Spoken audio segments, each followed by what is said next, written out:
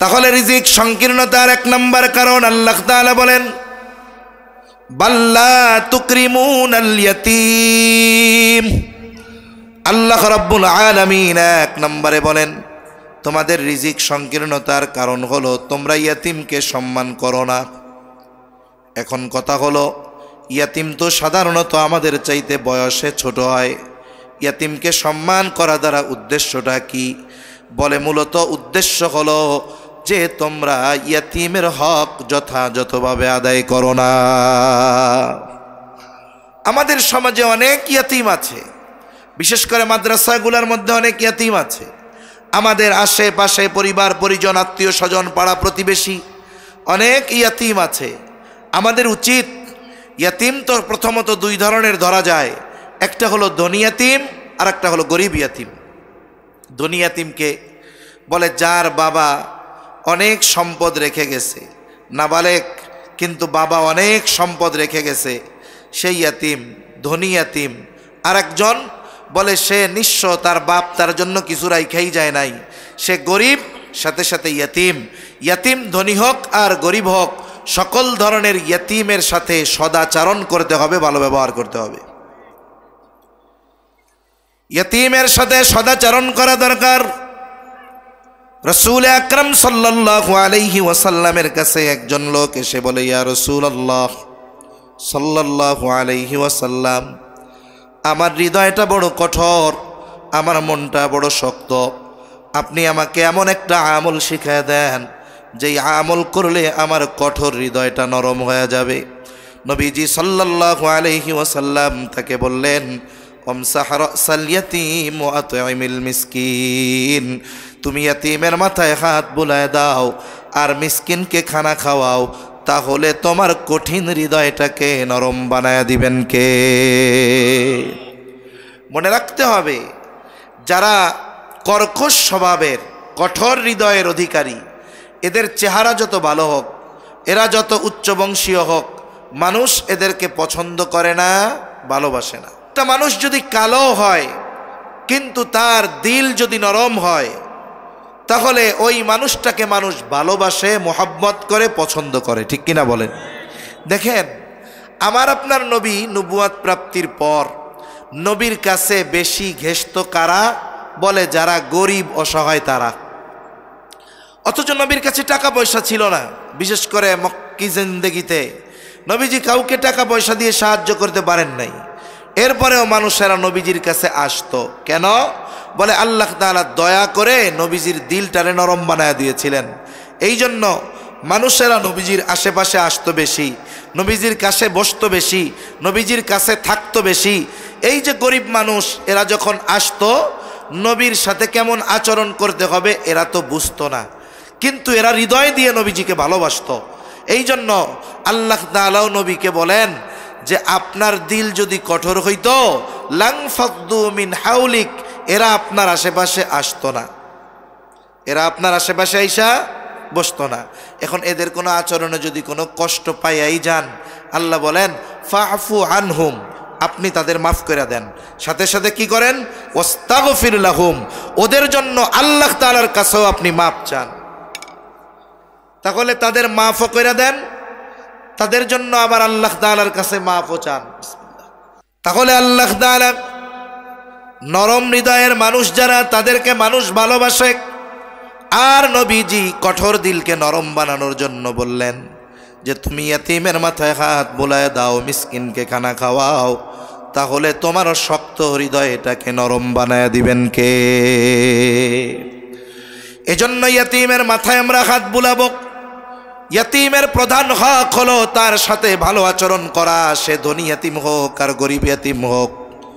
আপনি যদি কোনো সম্পদওয়ালা ইয়াতীম তার সাথে খারাপ আচরণ করেন, তার হৃদয়ের মধ্যে কষ্ট লাগবে, আহারে আমার আব্বা যদি আজকে বেঁচে থাকতো তাহলে এই মানুষগুলো আমার সাথে খারাপ আচরণ করতো না। আর যে গরিব ইয়াতীম, যার সম্পদ নাই, টাকা পয়সা নাই, তার সাথে যদি আমরা খারাপ আচরণ করি, ও দুইটা কারণ সামনে আনবে। বলবে আহারে আজকে যদি আমার বাবা সম্পদ রেখে মারা যাইতো আর আমার বাবা যদি বেঁচে থাকতো তাহলে এই মানুষগুলো আমার সাথে কখনো খারাপ আচরণ করতো না।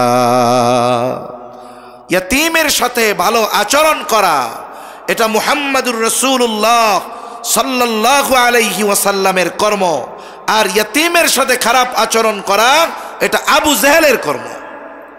এখন আপনারা আমরা কার খাসলাত কার স্বভাব গ্রহণ করব, আবু জেহেলের নাকি মুহাম্মাদুর রাসূলুল্লাহ সাল্লাল্লাহু আলাইহি ওয়াসাল্লামের? নবীজি নিজে ইয়াতীম ছিলেন, এই জন্য ইয়াতীমের কষ্ট বুঝতেন। তাহলে ইয়াতীমকে সম্মান করার অর্থ হলো 1 নাম্বার ইয়াতীমের সাথে ভালো আচরণ করা, 2 নাম্বার যদি কারো অধীনে ইয়াতীম থাকে তার সাথে খারাপ আচরণ না করা। নবীজি সাল্লাল্লাহু আলাইহি ওয়াসাল্লাম বলেন, ওই ঘর কতই না উত্তম ঘর যেই ঘরে একজন ইয়াতীম আছে আর তার সাথে ভালো আচরণ করা হয়। ওই ঘর কতই না নিকৃষ্ট ঘর যেই ঘরে একজন ইয়াতীম আছে আর তার সাথে খারাপ আচরণ করা হয়। বুজুর্গানে দিন বলেন, যেই ঘরে ইয়াতীম আছে আর তার সাথে ভালো ব্যবহার করা হয় ওই ঘরের মধ্যে আল্লাহ তাআলা রহমত বরকত দিয়া ভরপুর করে দেয়। আর যেই ঘরে ইয়াতীম তার সাথে অসৎ আচরণ করা হয় আল্লাহ তাআলা ওই ঘর থেকে রহমত বরকত উঠে নিয়ে যায়। মনে রাখবেন, যদি আপনার কোনো আত্মীয় স্বজন এতিম থাকে, আপনার কাছে সে ভালো খাইতে চায় না, আপনি যদি তাকে লবণ ভাত মরিচ পেঁয়াজ দিয়াও খাওয়ান, কিন্তু তার সাথে যদি ভালো আচরণ করেন সে খুশি হয়ে যাবে। ঠিক কিনা বলেন? আমার আপনার নবী এতিম, নবীর বয়স তখন 8 বছর। আব্দুল মুত্তালিব জীবনের অন্তিম সময় অতিবাহিত করতেছে। আব্দুল মুত্তালিবের যতগুলো সন্তান ছিল সব সন্তানগুলার মধ্যে সবচাইতে দরিদ্র ছিল আবু তালেব। অন্যান্য সন্তানেরা আবু তালেবের তুলনায় ধনী ছিল, সম্পদওয়ালা ছিল, কিন্তু আবু তালেব আব্দুল মুত্তালিব একেবারে জীবনের অন্তিম সময় অন্যান্য সম্পদওয়ালা সন্তানদের কাছে আমার আপনার নবীর অভিভাবকত্বের দায়িত্ব দেন নাই। কিন্তু সব চাচারাই নবীকে ভালোবাসতেন, কোনো সন্দেহ নাই, কিন্তু সবার চাইতে আবু তালেব বেশি ভালোবাসত। কিন্তু আবু তালেব সবচাইতে গরিব ছিল। আব্দুল মুত্তালিব সম্পদের দিকে খেয়াল না করে খেয়াল করেছে যে মুহাম্মদকে কে বেশি ভালোবাসে। এই বিষয়টা খেয়াল করে আবু তালেবকে ডেকে বলে, আবু তালেব, আমার মৃত্যুর পর থেকে নিয়ে তুমি মুহাম্মাদের অভিভাবক হিসাবে থাকবা, তার অভিভাবকত্বের দায়িত্ব আমি তোমার হাতে দিয়ে গেলাম। এইখানে আব্দুল মুত্তালিব সম্পদকে প্রাধান্য দেন নাই, প্রাধান্য দিয়েছে কিসে? বলে কে বেশি ভালোবাসে এটাকে। এজন্য কারো ঘরে যদি ইয়াতীম থাকে আপনি তাকে গোশত পোলাও দিয়ে খাওয়ান, আবার সাথে সাথে কষ্ট দেন, কাজের লোকের মতো কাজ করান, এতে সে কষ্ট পাবে। কিন্তু আপনার ঘরে যদি ইয়াতীম থাকে আপনি যদি তাকে শুটকি দিয়াও খাওয়ান, আলু ভর্তা ডাল দিয়াও খাওয়ান, কিন্তু তার সাথে যদি ভালো আচরণ করেন সে খুশি হয়ে যাবে। ঠিক কিনা বলেন? এজন্য ভালো ব্যবহার করা দরকার ইয়াতীমের সাথে।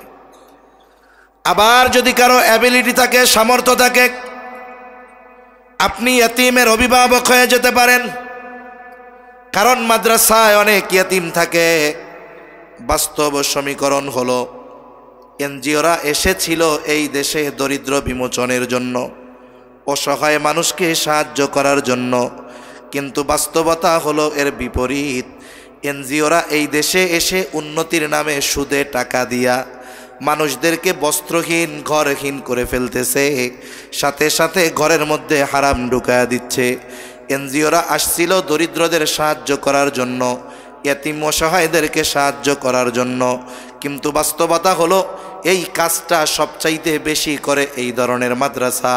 খোঁজ নিয়ে দেখেন বাংলাদেশের এমন কোনো মাদ্রাসা নাই যেই মাদ্রাসায় 2-4-10টা ইয়াতীম ছোট মাদ্রাসা হইলেও ফ্রি লেখাপড়া করে। আবার বড় বড় প্রতিষ্ঠান আছে, শত শত ইয়াতীম আছে। আপনি আসেন আইসা হুজুরকে বলেন, মুহতামিম সাহেবকে বলেন, হুজুর আমি একটা ইয়াতীমের অভিভাবক হতে চাই, আমি তার সব খানা পিনা খরচের দায়িত্ব নিতে চাই, মাসে 2000 খরচ দিয়ে দিতে চাই। আরে আপনার পুরা বিষয়টার দায়িত্ব নেওয়ার অ্যাবিলিটি নাই, আপনি হুজুরকে আইসা বলেন, হুজুর একজন ইয়াতিমের সারা বছরের জামার খরচটা আমি দিয়া দিব, হুজুর আমি একটা ইয়াতিমের সারা বছরের তেল পানির খরচটা দিয়া দিব, সারা বছরের জুতার খরচটা দিয়া দিব, পুরা না হোক একটা অংশের অভিভাবকত্ব হলেও গ্রহণ করা দরকার। তাহলে লাভ কি হবে? নবীজি বলেন, আনা ওয়া কাফিলুল ইয়াতিম কাহাতাইনি ফিল জান্নাহ। নবীজি বলেন, আমি আর ইয়াতিমের অভিভাবক জান্নাতের মধ্যে অবস্থান করব। কেমনে? এই কথা বলে নবীজি এই দুইটা আঙ্গুল ইশারা দিয়ে দেখায়া দিলেন। এই দুইটা আঙ্গুল যেমন পাশাপাশি অবস্থানরত, নবীজি বলেন আমি আর ইয়াতিমের অভিভাবক ওই রকম জান্নাতের মধ্যে পাশাপাশি অবস্থান করব। দুনিয়ায় সামান্য এক নেতার পাশে বসার জন্য কত চেষ্টা মানুষ করে, নেতার সাথে একটা ছবি তোলার জন্য কত বাহানা করে, তাল বাহানা করে। আর নবীর সাথে জান্নাতে থাকার সুযোগ, এর চাইতে বড় সুযোগ আর কিছু আছে? এর চাইতে বড় নেয়ামত আর কিছু আছে? আরে সাহাবা একরাম চিন্তা করতেন, তারা জান্নাত জাহান্নামের চাইতে বেশি চিন্তা করতেন যে জান্নাতে যে যাব, জান্নাতে গিয়া কি নবীরে দেখতে পাবো। তাদের চিন্তা কি ছিল? যে জান্নাতে গিয়া কি নবীরে দেখতে পাবো, এই চিন্তা তাদের মধ্যে ছিল। এক গ্রাম্য সাহাবী একদিন নবীজির কাছে আসছে। গ্রামের মানুষ অনেক সময় আছে, এই মানুষগুলো সহজ সরল, আমরা তাদের সহজ সরলতাকে মূর্খতা মনে করি, কিন্তু আসলে এই মানুষগুলোর মধ্যে মনের মধ্যে কোনো দোষ ত্রুটি নাই। আসছে, যা মন চাই কইয়া দিছে। এখন নবীজি একজনের সাথে কথা বলতেছে। আদব হলো, আপনি যখন কারোর সাথে কথা বলবেন, ওই কথা চলাকালীন সময় আমি গিয়ে আপনাকে ডিস্টার্ব না করা। আপনি যখন ফ্রি তখন গিয়ে আমি আমার বিষয়টা জানতে যাব। এখন গ্রাম্য সাহাবী, সে তো বুঝে না। নবীজি একজনের সাথে কথা বলতেছে, সে গিয়া নবীরে জিজ্ঞাসা করে, ইয়া রাসূলুল্লাহি মাতা সাআ, হে আল্লাহর রাসূল কিয়ামত কখন হবে? লোকটা জিজ্ঞাসা করতেছে, হে আল্লাহর রাসূল কিয়ামত কখন হবে? নবীজি ওই ব্যক্তির সাথে কথা শেষ করার পর ওই ব্যক্তিকে খুঁজে, কোথায় ওই ব্যক্তি যে আমাকে জিজ্ঞাসা করেছে কিয়ামত কখন হবে? এই ব্যক্তির জিজ্ঞাসা করার ভাব একটু ভিন্ন রকম ছিল। তার জিজ্ঞাসা করার ভাবটা এই রকম যে সে কিয়ামতের জন্য প্রস্তুত, কিন্তু কিয়ামত আসতেছে না। এই জন্য নবীজি সাল্লাল্লাহু আলাইহি ওয়াসাল্লাম তাকে পাল্টা প্রশ্ন করলেন, মা আদাত্তা লাহা, তুমি কিয়ামতের জন্য কি পাথেয় সংগ্রহ করেছো? লোকটা সহজ সরল মানুষ, সহজ সরল জবাব বলে, আমি আল্লাহ এবং তার রাসূলকে ভালোবাসি। নবীজি তার এই কথার জবাবে বলেন, আল মারউ মাআ মান আহাব্বা, যে যাকে মোহাব্বত করে তার সাথে অবস্থান করবে, থাকবে। তার মানে যে যাকে মোহাব্বত করে জান্নাতে তার সাথে থাকবে। লোকটাই কথা শুনে বাড়ির দিকে হাঁটা দিল। হাদিস বর্ণনাকারী হযরত আনাস রাদিয়াল্লাহু তাআলা আনহু বলেন, নবীজির মুখে এই কথা শুনে যে যে যাকে মোহাব্বত করে তার সাথে অবস্থান করবে, নবীজির মুখে এই কথা শুনে আমরা এত খুশি হয়েছি যে ইসলাম গ্রহণের পরে আর কোনো কথা এত খুশি হই নাই। তাহলে সাহাবায়ে কেরাম নবীর সাথে জান্নাতে থাকাকে সবচাইতে বড় নেয়ামত এবং আনন্দের খবর মনে করেছেন। সেই সুযোগ আমাদের জন্য নবীজি রাখছেন। সেজন্য আমরা চেষ্টা করব যে আমি একটা ইয়াতিমের পরিপূর্ণ খরচ বহন যদি নাও করতে পারি, কিছু অংশ দিয়ে শরীক থাকব। যেমন দেখেন, মসজিদ বানানোর ফজিলতের কথা আছে না? রাসূলুল্লাহ সাল্লাল্লাহু আলাইহি ওয়াসাল্লাম বলেন, মান বানা লিল্লাহি মসজিদান বানাল্লাহু লাহু বাইতান ফিল জান্নাহ, যে আল্লাহর জন্য মসজিদ বানাবে, আল্লাহ তাআলা তার জন্য জান্নাতের মধ্যে ঘর মেরামত নির্মাণ করবে। এখন এই ফজিলত শুনে যদি প্রত্যেকেই একটা মসজিদ বানানো শুরু করে, তাইলে তো সে ইমাম মুয়াজ্জিন খুঁজে পাওয়া যাইব না। তার মানে যদি কেউ মসজিদ বানানোর কাজে অংশগ্রহণ করে, যেই শরীক হবে মসজিদ বানানোর কাজে, তাকেই আল্লাহ তাআলা তার জন্য জান্নাতের মধ্যে ঘর নির্মাণ করবে। এখন একজনের অ্যাবিলিটি নাই পুরাপুরি একজন ইয়াতিমের খরচ চালানো, সে যতটুকু সামর্থ্য আছে ততটুকুর বিষয়ে ইয়তীমের অভিভাবকত্বের দায়িত্ব যদি গ্রহণ করে, আল্লাহ তাআলা যদি চায় তাহলে তাকে পরিপূর্ণ ফজিলত প্রদান করতে পারেন কি পারেন না। এজন্য আমরা যদি সম্ভব হয় আমরা চেষ্টা করব ইয়তীমের কোনো একটা বিষয়ের দায়িত্ব নিয়ে কমপক্ষে ওই বিষয়ের ক্ষেত্রে অভিভাবক হয়ে যাওয়ার। তাহলে কি হবে? বলে জান্নাতে নবীর সাথে থাকার সৌভাগ্য নসিব হয়ে যাবে।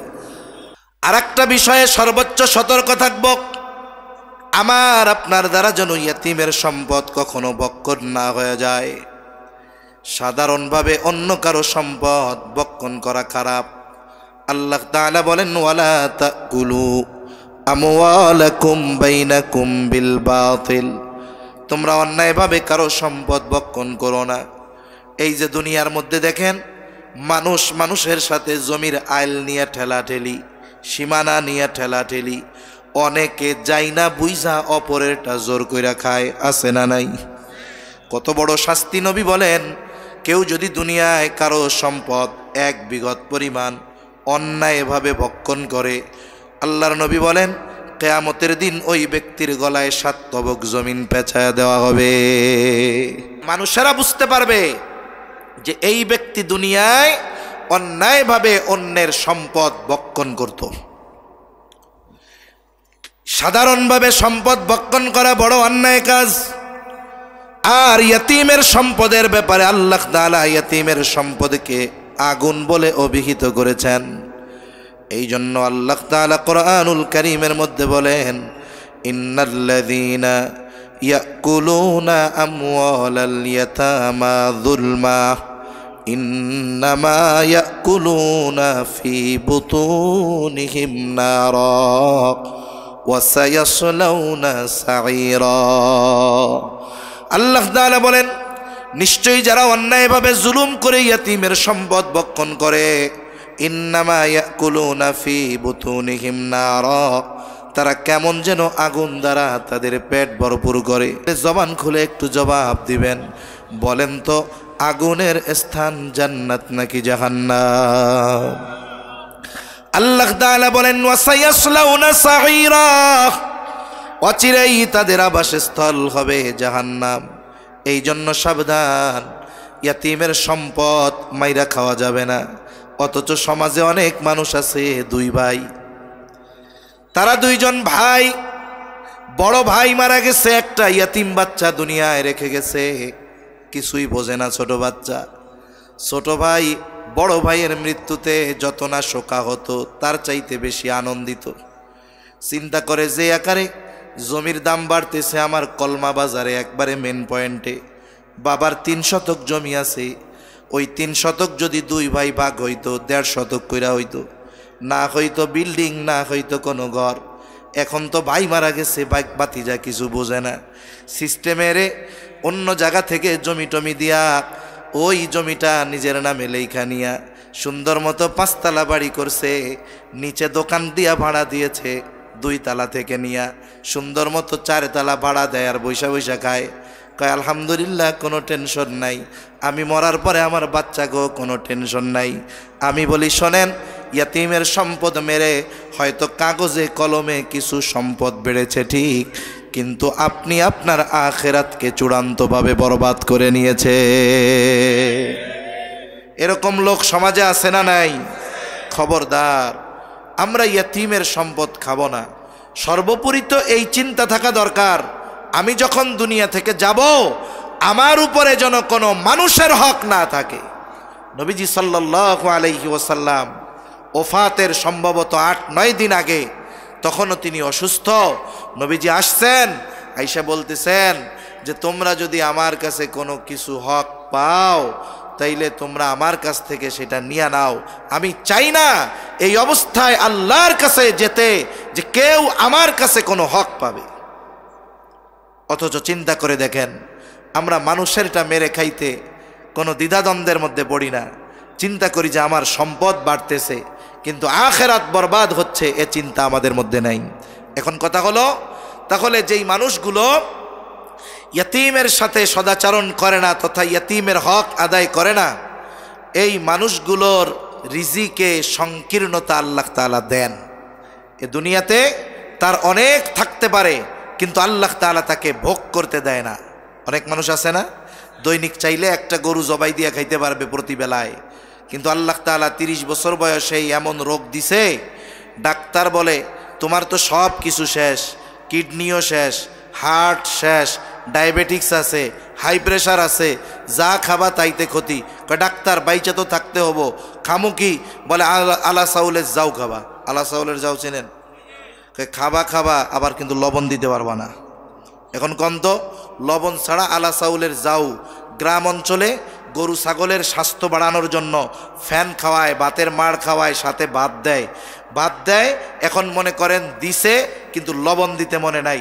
গরু ছাগলের সামনে নিয়ে দিবে, যখন জিব্বাটা বাইর করে এক চাটা দিয়া বলবে দূর, এটা কি খাওয়া যায়? ঠিক কিনা বলেন? তাহলে চিন্তা করে দেখেন, আল্লাহ যদি চায় সম্পদের পাহাড় থাকবে, কিন্তু এমন গেড়া কলে আল্লাহ ফালায়া দিবে, এমন খাবার খাওয়াবে যেটা গরু ছাগলেও খায় না।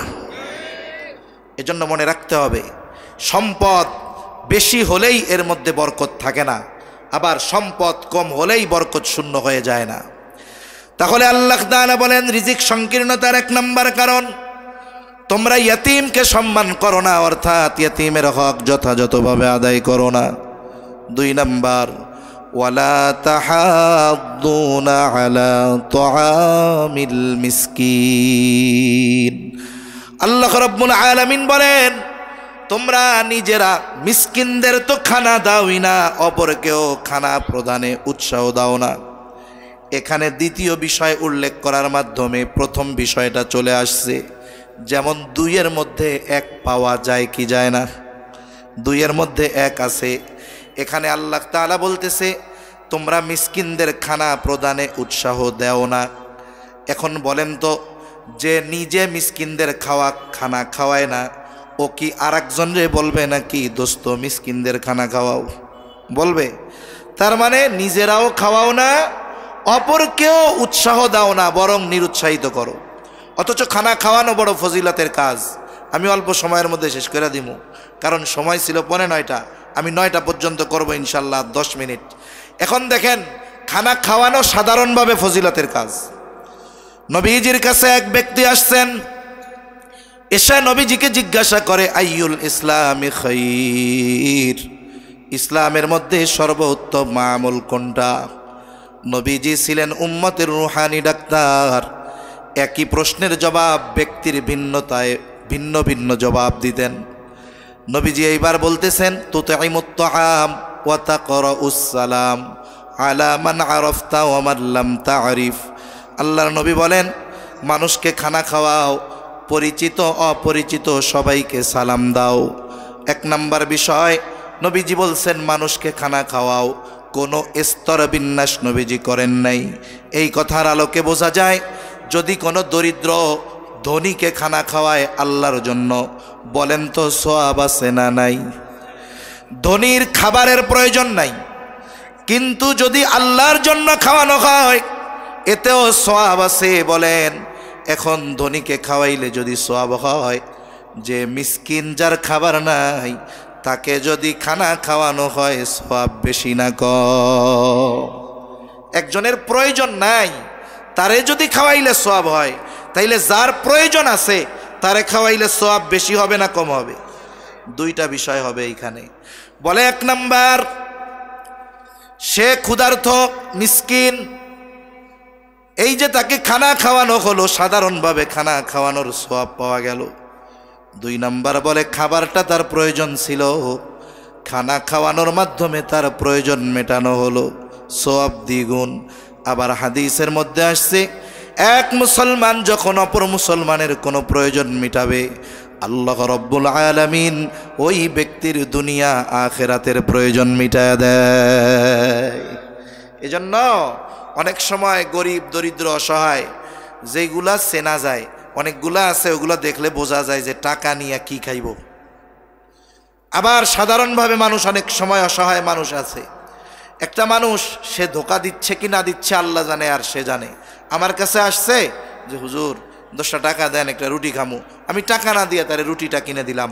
আমার কাছে টাকা নাই, পাশে বন্ধু আছে, আমি বললাম বন্ধু একটা রুটি কিনে দাও না 5 টাকা দিয়া, এখনও 5 টাকা দিয়ে ওই ব্যক্তিকে রুটি কিনে দিল। তাহলে কি হইল? বলে আমি টাকা দিতে পারি নাই, খাওয়াইতে পারি নাই, অসুবিধা নাই, এই যে উৎসাহ দিছি, আমার উৎসাহে ও যখন কিনা খাওয়াইছে, বলে ও টাকা খরচ কইরা যেই সওয়াব পাইছে, আমি উৎসাহ দিয়া সেই সওয়াব পাইছি। সুবহানাল্লাহ।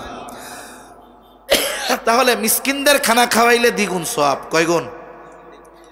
এখন যদি ওই মিসকিন আপনার প্রতিবেশী হয় তাইলে 3 গুণ সওয়াব। কয় গুণ সওয়াব? জোরে গান। 1 নাম্বার সাধারণভাবে খানা খাওয়ানোর সওয়াব, 2 নাম্বার প্রয়োজন মেটানোর সওয়াব, 3 নাম্বার প্রতিবেশীকে অভুক্ত রাইখা যদি কেউ পেট পুইরা খায়, নবীজি বলেন সে প্রকৃত মুমিন হতে পারে না। এই যে প্রতিবেশীর হক আদায় করা হয়, তাহলে প্রতিবেশী যদি অভুক্ত দরিদ্র মিসকিন হয়, তাকে খাওয়াইলে 3 গুণ সওয়াব হয়। এজন্য মিসকিন অসহায় যারা, এদেরকে আমরা খানা খাওয়াবো।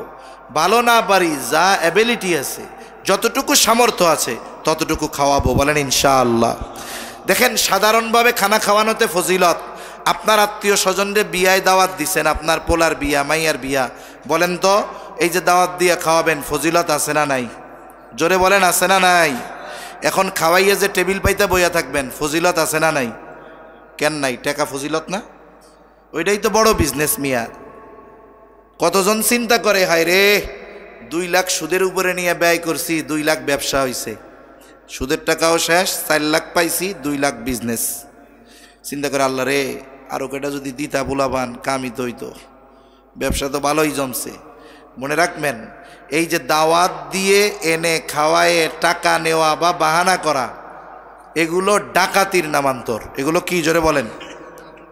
আমরা যারাই খাওয়াই, কার জন্য খাওয়াবো? আমার প্রতিবেশী দরিদ্র খাওয়াইছি। অনেক সময় অনেকে কি করে, খাওয়ায় টাওয়ায় কয় আমার এই কামটা কইরা দে, এখন ও কাম কইরা দিল না, এখন খোটা মারে, তোরে সেই দিন গোস্ত দিয়া খাওয়াইলাম, আমার কামটা কইরা দিলি না। আছে না নাই এরকম? আপনি তাইলে আল্লাহর জন্য খাওয়াইছেন নাকি? খোটা দিছেন কেন? খোটা দিয়া অভ্যাসটা কি জানেননি? খোটা দেওয়া কাম হইলো ওই রকম। কুকুর কি করে জানেন?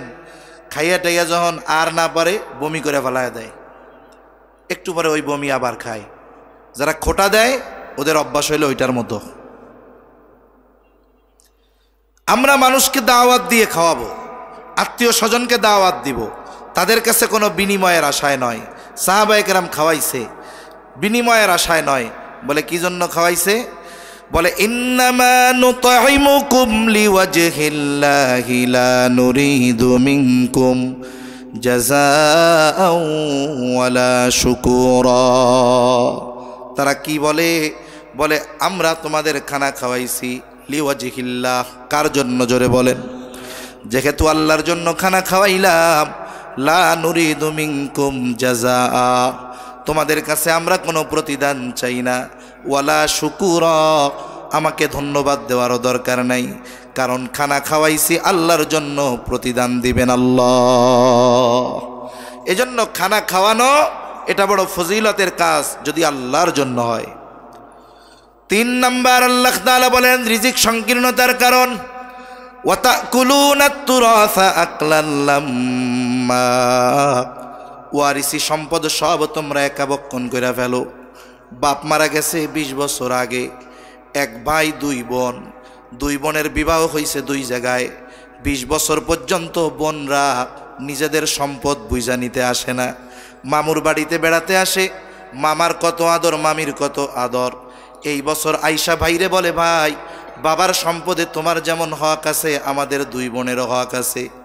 20 বছর দোকান ভাড়া খেয়েছ, জমিনের ফসল খেয়েছ, গাছের ফল খেয়েছ, কোনো দাবি নাই, এখন থেকে আমাদের সম্পদ আমাদের বুঝায় দাও, আর যদি তুমি রাখতে চাও ন্যায্য মূল্যটা আমাদের দিয়ে দাও। বলেন তো 20 বছর ভাই যত মোহাব্বত করছে বোনদেরকে, যখন বোনরা তার হক বুঝে নেওয়ার জন্য আসছে, বলেন তো ভাই খুশি হবে নাকি বেজার হবে? চেহারা পুইড়া কড়াইয়ের কালির মতো হয়ে যাইব। কইব সম্পদ তো নিবি না, সম্পর্কটা শেষ কইরা যাবি। তার মানে তুমি এতকাল সম্পর্ক রাখছো সম্পদের লোভে, ঠিক কিনা বলেন? এতকাল বেড়াইতে আসলে বলতো এই এবার কিন্তু বেশি দিন থাকতে হইব, যাওয়া যাইব না। আর সম্পদ নেওয়ার পরে যখন বোন বেড়াইতে আসছে, আইসো কে, সব তো নিয়ে আই গেছো, যাবা কবে? এরকম কয় কি কয় না? এই ধরনের কিছু লোক আছে যারা ওয়ারিসি সম্পদ সব একা খেয়ে ফেলার ধান্দা করে। খবরদার, এটা করা যাবে। এরপরে আল্লাহ তাআলা বলেন ওয়া তুহিব্বুনাল মালা হুব্বান জাম্মা,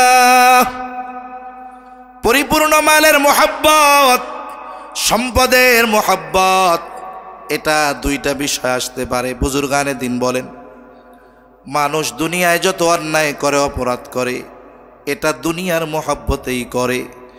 যে সুদ খায় দুনিয়ার কারণে খায়, ক্ষমতার জন্য মানুষ মারে, বলে দুনিয়ার কারণেই এটা করে।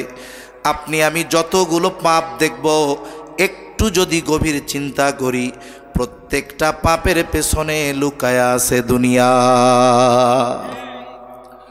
এই জন্য নবীও বলেন হুব্বুদ দুনিয়া রাসু কুল্লি খাতিয়া, দুনিয়ার মোহাব্বত সকল গুনাহের মূল। এখন কথা হলো হুজুর, তাইলে কি টাকা পয়সা উপার্জন বাদ দিয়ে দিব নাকি? বলেন না। আপনি টাকা পয়সা উপার্জন কেন বাদ দিবেন? মালদার হইতে মানা নাই, তবে দিনদার হইতে হবে, ঠিক কিনা বলেন? আপনি দিনদার মালদার হন। এই যে বাংলাদেশের অনেক মাদ্রাসা, এত মাদ্রাসা, এই মাদ্রাসাগুলোয় দেখেন এতিমরা খায়, গরিব অসহায়রা খায়, মাদ্রাসার ঘর বাড়ি বানায় দেওয়া হয়। আমি আপনি কয় টাকা মাদ্রাসায় সহযোগিতা করি, কিন্তু দেখা যায় এমন কিছু আল্লাহর বান্দা আছে মাদ্রাসায় কোটি কোটি টাকা দান করে। এরপরে হুজুররা আইসা বলে, হুজুর আল্লাহর রস্তে আমার নামটা কিন্তু বলবেন না। এই রকম দিনদার মালদার সমাজে আছে না নাই? আপনি মালদার হন, তবে সাথে দিনদার হতে হবে। দিনকে বাদ দিয়ে মাল উপার্জন করা যাবে? দুনিয়া উপার্জন করা মানা না, বৈধ পন্থায় উপার্জন করেন।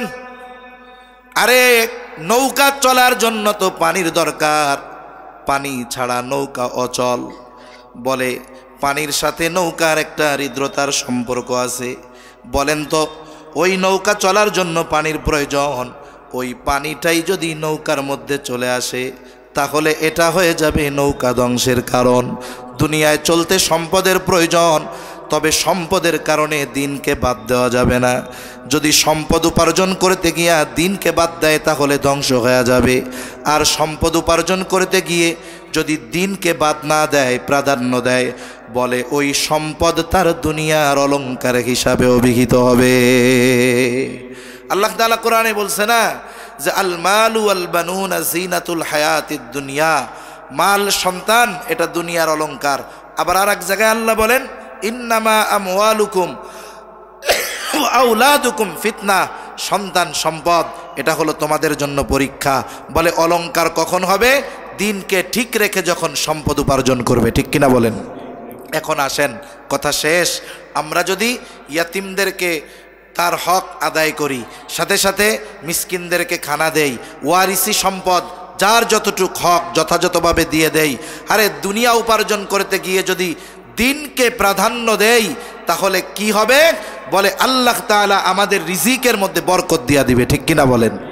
আর যদি এর ব্যতিক্রম করি, ইয়াতিমের হক আদায় না করি, মিসকিনদের খানা না দেই, সাথে সাথে ওয়ারিসি সম্পদ বক্ষণ করি, দুনিয়া উপার্জন করতে গিয়ে দিনকে দূরে ছুঁড়ে ফেলি, তাহলে কি হবে? বলে কাগজে কলমে টাকা পয়সা কিছু বাড়বে, কিন্তু ভোগ করে যাইতে পারবা না। সাথে সাথে কি আছে? বলে আখিরাতের শাস্তি তো রয়েই গিয়েছে, ঠিক কিনা বলেন? এজন্য আজকের আলোচনা, আমরা যদি আমাদের রিজিকের মধ্যে বরকত চাই, প্রশস্ত রিজিক চাই, এই চার কাজ করব। কোন চার কাজ? ইয়াতিমদের হক আদায় করব, মিসকিন অসহায়দের খানা দিব, ওয়ারিসি সম্পদ যে যতটুকু প্রাপ্য, বোন ফুফু যে আছে তাদেরটা যথাযথভাবে তাদের প্রদান করব। আর দুনিয়া উপার্জনের ক্ষেত্রে দিনদারিত্বকে প্রাধান্য দিয়ে দুনিয়া উপার্জন করব। তাহলে আল্লাহ তাআলা আমাদেরকে বরকতময় প্রশস্ত রিজিক দান করবেন। যেই দোয়া আমরা আল্লাহর কাছে করি, আল্লাহুম্মা রযুকনা রিজকান ওয়াসিআ, হে আল্লাহ আপনি আমাদেরকে প্রশস্ত রিজিক দান করেন। আল্লাহ তাআলা এই আমলগুলোর মাধ্যমে আমাদেরকে প্রশস্ত রিজিক দান করবেন, রিজিকের সংকীর্ণতা থেকে আল্লাহ হেফাজত করবেন। আল্লাহ সুবহানাহু ওয়া তাআলা আমাদের সবাইকে কথাগুলো বুঝবার, আমল করবার তৌফিক দান করেন। সকলে বলি আমিন। ওয়া আখিরু দাওয়ানা আনিল হামদুলিল্লাহি রাব্বিল আলামিন। আসসালামু আলাইকুম ওয়া রাহমাতুল্লাহি ওয়া বারাকাতুহু।